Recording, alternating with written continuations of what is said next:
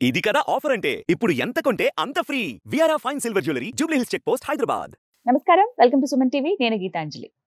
మార్చి 29వ తారీఖున అమావాస్య, అలాగే ఆ రోజు సూర్యగ్రహణం ఉందంటున్నారు. అలాగే షష్టగ్రహ కూటమి. ఈ ప్రభావం అసలు ఎలా ఉండబోతోంది, ఎవరెవరు ఎలాంటి జాగ్రత్తలు తీసుకోవాలో తెలుసుకుందాం. వివరించేందుకు ప్రస్తుతం మనతో పాటు ఉన్నారు శివరుద్ర సాధు గురువు గారు. వారితో మాట్లాడదాం. నమస్కారం గురువు గారు. నమస్కారం అమ్మా, చెప్తల్లి. 29వ తారీఖు మార్చి అమావాస్య గురుగారు, పాల్గొన అమావాస్య. అలాగే ఆ రోజు షష్టగ్రహ కూటమి ఉందని చెప్తున్నారు. చాలా మంది భయపడేది అదే.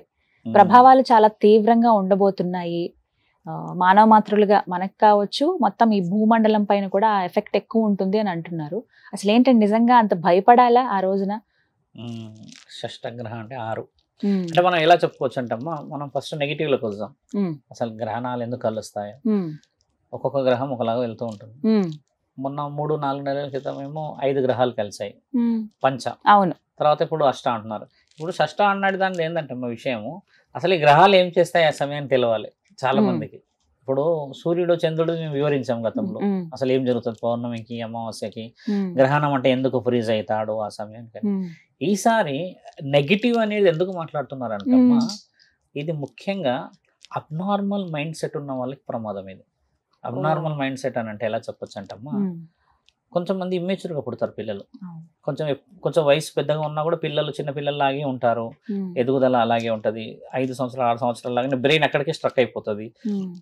ముఖ్యంగా ఇందులో బాల్యంతలు, గర్భవతులే జాగ్రత్త పడాలి. ఈ ముగ్గురే. ఇంకా ఇప్పుడు ఈ ముగ్గురు శరీరాలే బలహీనత.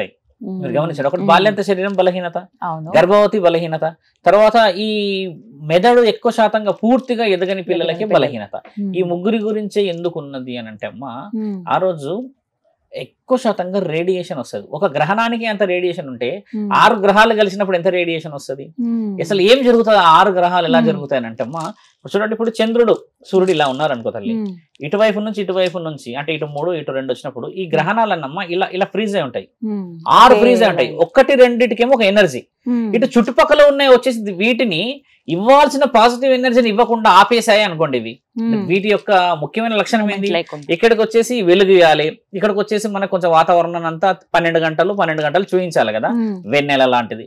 ఇవి చూపించకుండా ఇక్కడ వచ్చి ఇలా పట్టేసుకున్నారు అనుకోండి, పట్టుకున్న ఈ తరుణమే 6 గంటలు జరుగుతుంది. ఇది ప్రమాదం. ఇక్కడ ఎందుకు ప్రమాదం అంటే ఈ గ్రహణం శక్తి వేరు. ఇప్పుడు నేనున్నా నాది ఒక 2 మోయగలుగుతా శక్తి, నన్ను 4 వచ్చి పట్టుకుంటే నేను మోయలేను. ఒక 6 మంది 10 మంది పట్టుకుంటే ఏమవుతుంది అంటే నా యొక్క అసలైన వివరణ కోల్పోతా. ఇక్కడ జరిగేది గ్రహణంలో వాళ్ళు ఇలా ఉన్న ఈ సమయం అమ్మా 30 సెకండ్స్ కంటే లోపే. ఇలా 6 గ్రహాలు ఒకసారి ఇలా వస్తాయి, దగ్గరికి ఇలా వచ్చి ఇలా జరిగిపోవడం అనేది 30 సెకండ్స్ లోపే జరుగుతాయి. కానీ ఈ జరుగుతున్న ఈ సమయమే భూమండలానికి ప్రమాదం. ఎందుకంటే అసలైన స్థితిని కోల్పోతారు సూర్యులు చంద్రులు. ఇది వివరంగా ఉంది. శాస్త్రవేత్తలు 6 రోజులు 7 రోజుల నుంచి అమ్మ తీవ్రంగా వర్క్ చేస్తున్నారు ఏం జరగబోతుంది అని. ఎందుకు చేయబోతున్నారు అంటే, మొదటి హెచ్చరిక అమ్మ సముద్ర అలలల్లో వచ్చింది. మొన్న సముద్ర అలలల్లో రావడానికి గల కారణం ఎలా వచ్చిందంటే, శాస్త్రవేత్తలు ఏం కనిపెట్టారు, వాళ్ళు వెళ్తున్నప్పుడు అలలన్నీ ఇలా స్క్వేర్ టైప్ లో వచ్చాయి. ఈ స్క్వేర్ టైప్ రావడం చేత ఏంటంటమ్మా, ఒక్కసారి సముద్రుడు ఎగిరే అవకాశం ఉంది ఈసారి. ఏ దేశం మీద పడుతుంది అని చెప్పలేం మనం.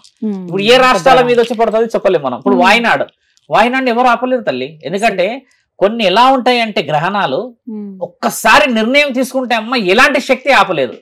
30-40 సెకండ్స్ కోసం అన్నా ఇవి వచ్చేస్తాయి బయటికి.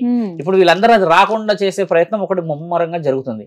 కాశీలో, ఉత్తరాఖండ్ లో ఈ జ్యోతిర్లింగాలు ఎక్కడెక్కడ ఉన్నాయి అక్కడ అంతా హోమాలు, పెద్ద పెద్ద యాగాలు మొదలు పెట్టారు. ఎందుకు చేస్తున్నారు అంత ప్రమాదం అని అంటే, హెచ్చరిక పంచభూతాల్లో మొదటి స్థానంలో ఉన్న నీరు ఇచ్చేసింది, జరగబోతుంది ప్రమాదం అని. అంటే దాన్ని కనిపెట్టేసి వీడియో రికార్డు కూడా చేశారు. చాలా వీడియో రికార్డు వైరల్ కూడా అయింది. అది అలా ఎందుకు సర్కిల్ గా స్క్వేర్ గా వస్తుంది అని కనిపెట్టారు కదా. ఈ హెచ్చరిక ఏంటంటే మానవుల శరీరాల మీదకి వస్తే ఇబ్బంది అనేది ముఖ్య ఉద్దేశం. ఇప్పుడు ఎక్కడో హోమాలు చేస్తే అవుతుందా స్వామి? చాలా మంది చెప్పాల్సింది. ఎక్కడో ఏమో చేస్తే మనకి లాభం జరుగుతుంది అంటే అమ్మా, ఎక్కడో చేసిన దానికి సడన్ గా యాక్సిడెంట్ అయ్యి చనిపోయిన వాళ్ళు 100 మంది ఉన్నారు. పెద్ద యాక్సిడెంట్లు అయ్యి కూడా బతికిన వాళ్ళు ఉన్నారు కదా. ఈ బతుకు బయటపడ్డ వాళ్ళందరూ వాళ్ళు చేసే పూజల యొక్క ఫలితమే. ఇదే లోక కళ్యాణం. నీ రాతలో చావు రాసి ఉన్నదంటే ఖచ్చితంగా చావాల్సిందే. కానీ కొంతమంది మరణం దాకా కూడా పోయి వెనక్కి వస్తారు కదా, అక్కడ చేసిన వాళ్ళదే పుణ్యం. ఇది ఈ పుణ్యం వివరణ. చాలా మంది అడుగుతున్నారు ఈ మధ్య అలా ఉంటుంది ఆ హోమం గురించి అని మొన్న ఒక అబ్బాయి పిలిచి ఇంటర్వ్యూ అడిగితే వాస్తవమే మరి అన్నట్టుగా ఉండదు. కానీ పరమాత్ముడికి తెలుసు కదా ఎవరిని ఎలా బతికించాలి. పుణ్యం అనేది కొంచెం యాడ్ కావాలి. యమధర్మరాజు కూడా వెయిట్ చేస్తాడు, నీకోసం ఎవరైనా ఎదురు చూస్తున్న వాళ్ళు ఉంటేనే వదలగలుగుతానన్నాడు. ఈ గ్రహణంలో ముఖ్యంగా నేను చెప్పింది కూడా ఏంటంటే ముగ్గురు ఇప్పుడు బాల్యంతలు అన్న విషయం ఏంటంటే వాళ్ళ శరీరం పచ్చిది, మళ్ళీ తర్వాత గర్భవతులు అంటే వాళ్ళు బిడ్డతో ఉంటారు కాబట్టి ఈమె శూన్యం. తర్వాత ఈ ఇమ్మెచ్యూర్ గా ఉన్న వాళ్ళు బయటికి రాకూడదు. ముఖ్యంగా ఆ రోజంతా అసలు బయటికే రాకూడదు. ఎందుకు రాకూడదు వివరంగా బయటికి అంటే, ఒక మామూలు సూర్యగ్రహణము లేకపోతే మామూలుగా పౌర్ణమి అమావాస్య రోజు అయితేనే మనం బయటికి వెళ్ళకూడదు అని అంటాం. అలాంటిది 6 శక్తులు కలుస్తున్నాయి ఒక దగ్గర, ఆ గ్రహణ కూటమి బలంగా ఉంది. దాని వల్ల ఎవరికి ఎఫెక్ట్ అయ్యిందంటే ఆల్రెడీ మనం కొంచెం వీక్ ఉన్న వాళ్ళకి ఎఫెక్ట్ అవుతుంది. కొంతమంది ఉన్నారు ఖచ్చితంగా వ్యాపారం చేసే వాళ్ళు, ఉద్యోగం చేసే వాళ్ళు, వాళ్ళకి ఎఫెక్ట్ ఏం కాదు, కొంచెంలో కొంచెం అవుతుంది. 6 గ్రహాలు కలిసడం అమ్మ మైక్రో లెవెల్ వెళ్తుంది. ఆ ఏదైతే పట్టుకాలం ఉంటుందమ్మా, ఆ పట్టుకాలం అనేది 6 గంటలు ఉంది. ఇప్పుడు 6 hours లాంగ్ జర్నీ ఈసారి. అలా వెళ్ళిపోవడం అనేది ఇక్కడ క్షుద్ర పూజలు చేసే వాళ్ళు యాక్టివ్ ఉంటారు. ఇప్పుడు నేను జాగ్రత్త చెప్పింది కూడా దానికోసం. ప్రకృతి ఎప్పుడు మన వాళ్ళకి శరీరాలకి ప్రమాదం చేయదు తల్లి, బాగా గుర్తుపెట్టుకోండి. చేసేదంతా క్షుద్ర పూజలు చేసే మహానీయులు ఉన్నారు, మహానుభావులు. బొట్లు పెట్టుకొని అన్ని పెట్టుకొని కూర్చుంటారు మంచిగా ఆ రోజు.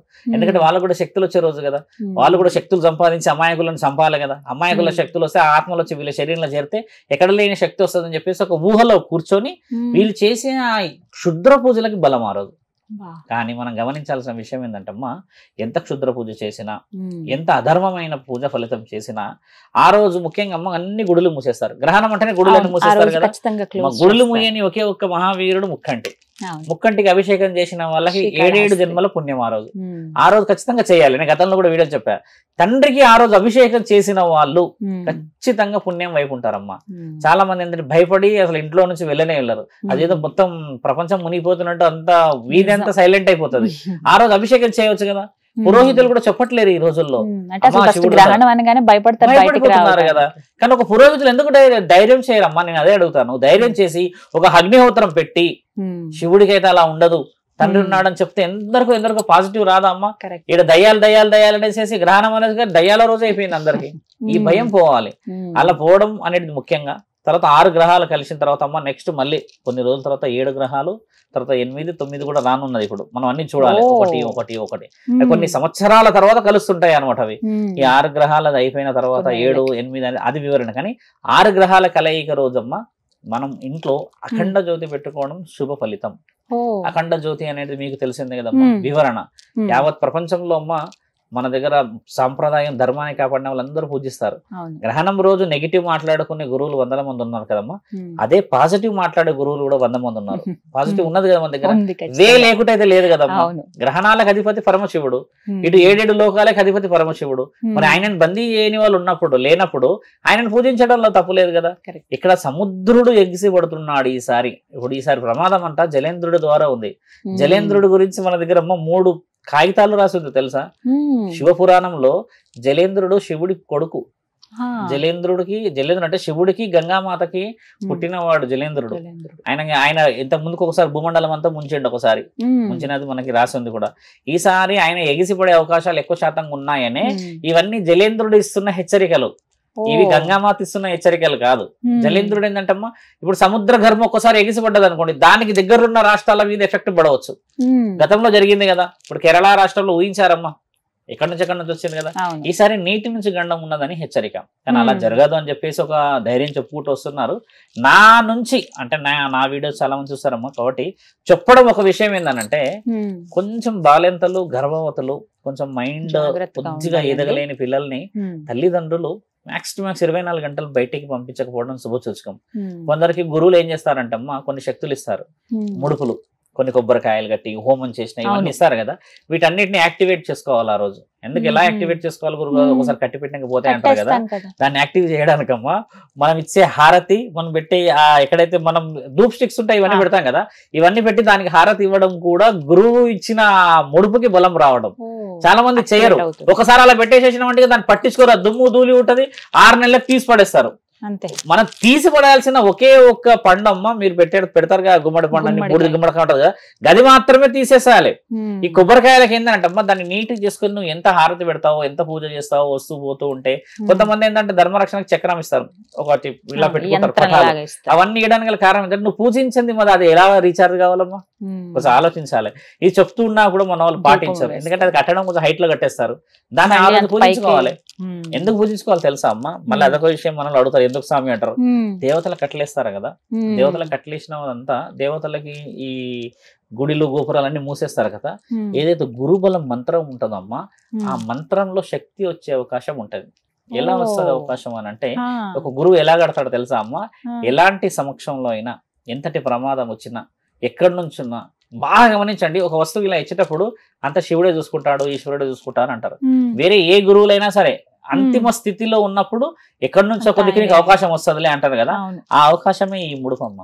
గురువు ముడుపు అందుకు కడతారు అక్కడ. దేవతలు ఉన్న ఇంటికి నువ్వేంది నేనేంది కట్టాడు తల్లి ముడుపు? ఒక మాట ఆలోచించు. ఇప్పుడు ఆ ఇంట్లో నువ్వు దీపం పెట్టుకుంటావు, నువ్వు హోలీ చేసుకుంటావో, లేక బోనాలు చేసుకుంటావో, దసరా చేస్తావు కదా, అక్కడ ఒక గురువు యొక్క మంత్రం ఎలా పనిచేస్తుందమ్మా? ఆ గురువు మంత్రం అనేది ఎప్పుడు పనిచేస్తుంది అంటే, ఆపద ఎక్కడ ఉంటుందో ఆయన్నే పరమాత్ముడు. కాబట్టి న్యాయం ధర్మం కోసం ఉన్న ప్రతి కుటుంబం కాపాడబడుతుంది అని శాస్త్రంలో రాసింది కదా. ఆ రోజు పూజ చేసుకోవడం మంచిది కాదు, ప్రతిరోజు చేసుకోవాలి పూజ. సోమవారం ఉంటే మీ ఇంటికి సోమవారము, బుధవారం అయితే బుధవారం, ఆదివారం అయితే ఆదివారం, ఇలా చేసుకోవాలి. మనం ఇంకో విషయం ఏంటంటే అలా చెప్తే కొంచెం వివరంగా పోకుండా కొంచెం వేరేలాగా పోతారు మన వాళ్ళు, అదొచ్చిన సమస్య. కొంచెం గురువుల యొక్క ఆలోచనలు సాధువులకు పాటించి ఈ షష్టగ్రహ కూటమి వల్ల జరగబోయే ప్రమాదం ఉన్నది, దాంట్లోనే మనకి ఉపాయం కూడా దాగి ఉన్నది. కాబట్టి అందరినీ నమ్ముకొని మనందరం ఇక్కడ అఖండ దీపం వెలిగించమన్నారు, ఖచ్చితంగా వెలిగించాలమ్మా. ఆ రోజు ఉదయమే అఖండ జ్యోతి వెలిగించడం ముఖ్యమైనది. ఎందుకు అఖండ జ్యోతి అని తెలుసా అమ్మా? మళ్ళీ అంటే కొంచెం ఇంటరప్ట్ గా మాట్లాడుతున్నాను. అఖండ జ్యోతి అని అంటే అమ్మా, ఒక వ్యక్తి అంటే ఒక జ్యోతి, బాగా గమనించాలి. ఒక వ్యక్తి ఒక జ్యోతి అమ్మ. మనం ఈ జ్యోతి ఎలా రుజువు చేయబడుతుంది అంటే, మనిషి పుట్టేటప్పుడు ఒక జ్యోతి వేస్తారు కడుపులో, చనిపోయినప్పుడు కూడా ఒక జ్యోతి పోతుందని మనం సినిమాల్లో చూస్తాం కదా. ఒక జ్యోతి ఉంటేనేమో మీరు అన్నట్టుగా ఒకటే ఒక దీపం, ఈ రెండు జ్యోతులు కలిసాయి అనుకోండి, రెండు ఒత్తులు ఇలాగా, ఇది అఖండ జ్యోతి. ఒక ఒత్తు కలిస్తేనేమో జ్యోతి, రెండు ఒత్తులు కలిస్తే అఖండ జ్యోతి. ఈ రెండు ఒత్తులు కలిసిన వ్యక్తి ఎవరున్నారు ఇక్కడ భూమండలం మొత్తంలో? బాగా గమనించండి. రెండు వ్యక్తులు కలిసిన వ్యక్తి ఒకరు ఉన్నారు. ఎవరున్నారు? పార్వతీ పరమేశ్వరుడు ఇద్దరు కలిసి ఉన్నారు. అఖండ జ్యోతికి అర్హత మహంకాళికి మాత్రమే. అందరి గుడిలో ఎందుకు ఉంటది అంటే, మరి ఆ అధిపతులకు ఇచ్చిన విలువ, గౌరవం అది. ఎక్కడ పోయినా చూడమ్మా, ఏ గుడిలో ఉన్నా ఎక్కడో ఒక దగ్గర అయితే అఖండ జ్యోతి ఉంటది, ఖచ్చితంగా పెట్టి పెడతారు. దాని అర్థం ఏంటంటే రెండు ఒత్తులు పెట్టాలి. రెండు ఒత్తులు పెట్టకుండా ఒక ఒత్తు తీసి ఇలా పెట్టకూడదు. రెండు ఒత్తులు పెట్టిన దగ్గరనే అఖండ జ్యోతి అనబడుతుంది. ఆ అఖండ జ్యోతి కూడా ప్రమిదలో పెట్టాలి, వెండిలో గాని, దాంట్లో గాని, దీంట్లో దేంట్లో పెట్టేదే మట్టిలో పెట్టాలి. ఒక్కొక్కరి ఇంట్లో ఇంత ఉంటుందమ్మా. మొన్న మేము మేడ్చల్ వెళ్ళాము శివరాత్రి రోజు. ఆ గురువు గారు వచ్చేమన్నారంటే, ఆయన గారు అఖండ జ్యోతి శాశ్వతంగా వెలిగించాలి అని అనుకుంటున్నాము, కొంచెం స్థల పురాణం రాసి మీరు వివరణి అన్నారు. నేను ఎల్లుండి వెళ్తున్నాను. స్థల పురాణంతో పాటు అఖండ జ్యోతి శాశ్వతంగా వెలిగించాలి అనుకుంటున్నారు వాళ్ళు శివుడి గర్భాలయంలో. అయితే అఖండ జ్యోతి ఎలా వెలిగియాలో కూడా చెప్పామమ్మా. 108 మంది ముత్తైదులతో మాత్రమే అఖండ జ్యోతి వెలిగియాలి, లేకపోతే ఆలయంలో, లేకపోతే అది దానికి శాశ్వతత్వం రాదు స్వామి అన్న. బరువు ఉండాలి కదమ్మా. ఆ ఉండే వివరణలు, దాని స్థితిగతులు వేరు. అంటే మేము వాచ్మని పెడుతున్నాం అని అంటే, వాచ్మని పెడితే అఖండ జ్యోతి వెలగదు స్వామి, దానికి ఒక వివరణ ఉంటది అని చెప్పాము. ఆయన చాలా ఆనందంగా ఫీల్ అయ్యాడు. ఖచ్చితంగా చేస్తామని. అఖండ జ్యోతి చాలా చిన్నది కాదు తల్లి, దాని వివరణ చాలా బలంగా ఉంటది. మీరు కొన్ని ఇళ్ళు గమనించండి, అటుకు పైన సీక్రెట్ గా ఉంటది. ఎందుకు పెడతారు తెలుసా? అఖండ జ్యోతి ఎక్కడో నుంచి అయినా ఒక మార్గం దాగి ఉంటది కాబట్టి పెడతారు. ధనానికి పెడతారు. అది ధన ప్రాప్తి అంటే ఇంట్లో చీకటి ఉండకూడదు అని పెడతారు. శాస్త్రం మనది చాలా వివరంగా ఎంతో మంది చెప్పి పెట్టారు. పైన పెడతారు. ఇప్పటికీ కొంతమంది సడన్ గా అమావాస్య రోజు పెడతారు పైన. అఖండ జ్యోతి పెట్టే దాంట్లో కూడా అమ్మా, ఒకవేళ ఇంట్లో పెట్టుకుంటే 5 తమలపాకులు పెట్టి, పసుపు కుంకుమ పెట్టి ఆ పైన పెట్టాలి. అది అలా పెట్టడమే ఒక ప్రమిదలోనే ఒకటే ప్రమాదం రెండు పెడతారు. రెండు అంటే మళ్ళీ 2 దీపాలు కాదు తల్లి, 2 ఒత్తులు కలపాలి. ఇలా కలిపి ఒకటే ఒత్తు పెట్టాలి. అమ్మవారి దగ్గర పెడతాం అమ్మా, అదే అలా పెట్టుకోవడం శుభ సూచకం. కాబట్టి మీరు అన్న షష్టగ్రహ కూటమిలో మరి నెగిటివ్ తీసుకోకుండా, శాస్త్రం ఇప్పుడే కాదు కదా, ఎన్నో ఏళ్ళ నుంచి కూడా వస్తూనే ఉంది. అది ధైర్యం చేయడం చాలా ముఖ్యమైనది. పిల్లల్ని కొంచెం జాగ్రత్తగా చూసి, ఆ తల్లిదండ్రులు ఆ రోజు లీవ్ పెట్టుకొని ఇంట్లో ఉంటే అమ్మా, నేను చాలా మందికి మెసేజ్ పెట్టినా కూడా, అందరు ఇలా ఉండండి అంటే వాళ్ళు చాలా ఆనందపడ్డారు. కొంచెం భయం అవుతుంటే మన న్యూస్ ఎలా వస్తాయి తెలుసా అమ్మా? ఫస్ట్ ప్రమాదమే చూపించేస్తారు, భయపడతాం, మనలో ఆ ప్రమాదం వరకే చూస్తారు, తర్వాత వచ్చిన భయం చూడరు. అదమ్మా మీరు అన్న వివరణ. ఒక ధైర్యం అయితే చెప్పారు గురువు గారు. ధన్యవాదాలు. నమస్కారం.